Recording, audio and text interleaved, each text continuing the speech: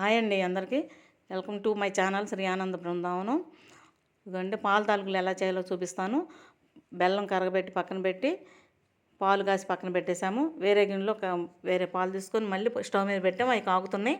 ఇప్పుడైతే పిండి ఇలా గట్టిగా కలుపుకోవాలి. పిండి కలిపి పక్కన పెట్టాము. చక్రాల గిద్దలు కొంచెం లావు బెజ్జాలు చూసి తీసుకోవాలి. తీసుకొని ఈ పిండిని దాంట్లో పెట్టుకొని ఒత్తుకోవడమే. పాలు అయితే కాగుతున్నాయి, చూద్దాము. కాగినవి ఇప్పుడు ఒత్తుదామండి. పిండి గట్టిగా ఉంటుంది కాబట్టి చాలా కష్టం ఒత్తడం. జాగ్రత్తగా ఒత్తుకోవాలి, నిదానంగా చెగ తగులుతుంది. ఇప్పుడైతే ఒత్తాం కదా, ఒక ట్రిప్ ఒత్తిన తర్వాత కొంచెం ఉడకనిచ్చి కొంచెం అలా కదిలిచ్చి మళ్ళీ ఒత్తాలి. పిండి అయిపోయిందాక అలాగే ఒత్తాలి. కాకపోతే ఉట్టి బియ్య పిండి అయితే కనుక కొన్ని కరిగిపోతుంటాయి. అలా కరగకుండా ఉండటం కోసం ఒకళ్ళు చిట్కా చెప్పారు. ఆ చిట్కా ఏంటంటే, ఇంత పిండిలో 100 గ్రాముల మైదా పిండి కలిపాము. కలపమంటే అసలు ఎంత చక్కగా ఉడుకుతున్నాయి, కరుచుకోకుండా చక్కగా ఉడుకుతున్నాయి, ఇడిలిపోకుండా బాగా నీట్గా వచ్చినాయి. అలా చిన్నగా కలపెట్టుకుంటూ ఉంటే చాలు. కాకపోతే పాల తాలికలు చేసేటప్పుడు మాత్రం చాలా జాగ్రత్తగా కలపెట్టుకోవాలి. ఎందుకంటే పాలు పిండి కాబట్టి అడుగంటితే స్మెల్ మారిద్ది, బాగోదు.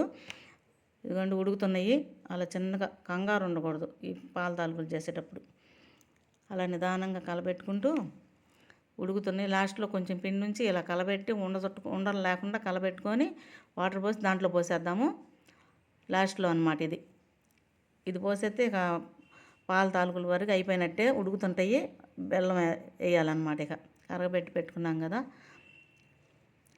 బెల్లం వేసేసాము. కొంచెం లాస్ట్లో ఉంది, అది కూడా వడకొట్టి పోసేద్దాము. పోసేసిన తర్వాత పాలు పోసేద్దాము. కొంచెం అట్టట్ట కలబెట్టి ఏదేసినా కొంచెం అలా కలబెట్టి పోయాలన్నమాట.